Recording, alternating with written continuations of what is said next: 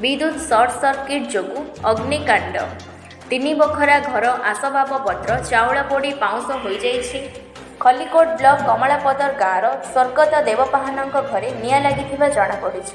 देवंको घर समस्त सदस्य धान काटिबा बिल को जाइथिबा समय रे आज अर्थात बुधवार संध्या 6टा समय घर भितर विद्युत सर्ट सर्किट होई अग्निकांड होइथिबा अनुमान करा जाउछि।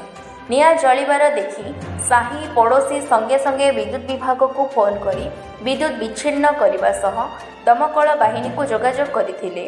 परे दमकल टीम आसी निआं को आयत्त करथिला। अग्निकांड एते भयंकर एवं क्षिप्र थिला जे संगे संगे घरर शेष मुंडरे थिबा रोषेई घर समेत 3 बखरा संपूर्ण पोड़ी पाउंस हो जाइछि। पड़ोशी घर को निआं व्यापीबा पूर्व दमकल टीम निआं को आयत्त करथिले। घरे थिबा समस्त काठ सामग्री आसबाबपत्र 10 बस्ता चाउल पोड़ी पाउंस हो जाइछि।